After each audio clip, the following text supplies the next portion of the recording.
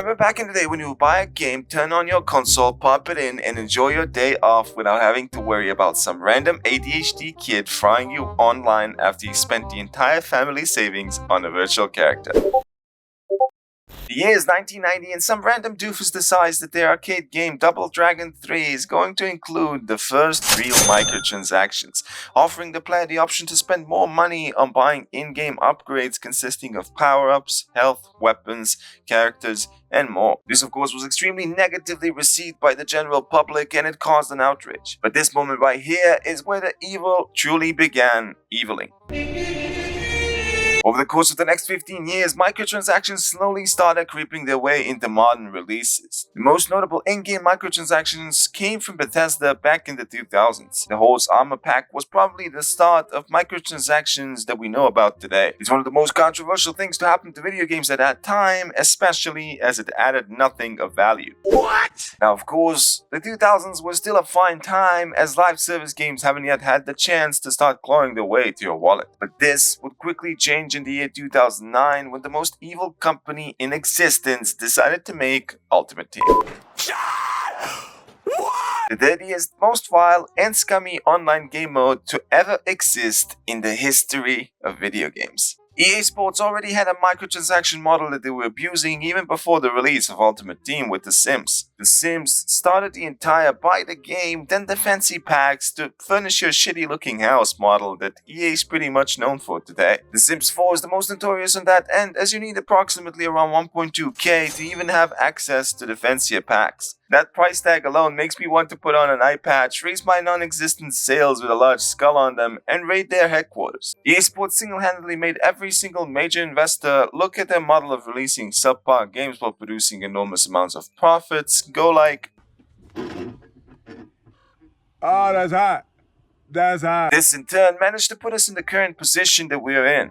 A gaming landscape filled with games that are just not made for gamers, but instead made to please a board of hungry investors and shareholders who really do not care about the end product as long as it's giving back enough returns. Of course, EA is not the only one to blame as 2K, Konami, Valve and other companies like Ubisoft all played their part in creating this problem. Either way, microtransactions in free-to-play games can be tolerated as the developer is counting on cosmetics to turn them a profit. But when you have a company like Ubisoft who pushed microtransactions into the single-player experiences, I think that's where we should draw the line. Rockstar, for instance, did a great job with DLC for GTA 4, where the ended stories in different perspectives actually made the DLCs worth the money. On the other hand, they created a monster with GTA Online that preys on the lack of time people have to spend grinding. All this is done to make them buy shotguns instead. The same strategy was applied to Red Dead Online, which had enormous potential to become the ultimate cowboy experience, but ultimately fell short as the expected returns were not met. This is a really big problem as their shareholder overloads will push for more and more profits in the future,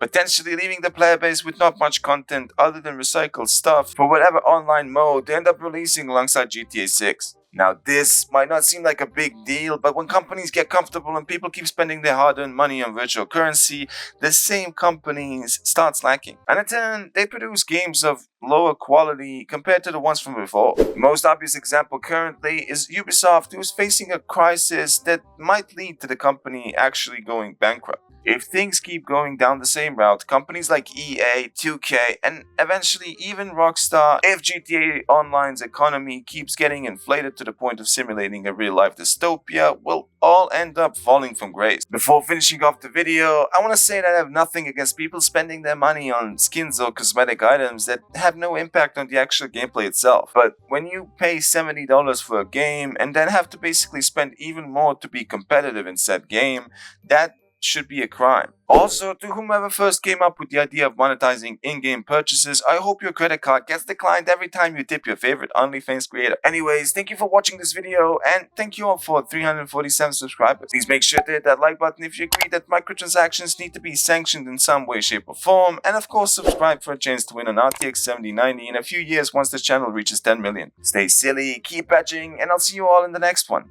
Peace.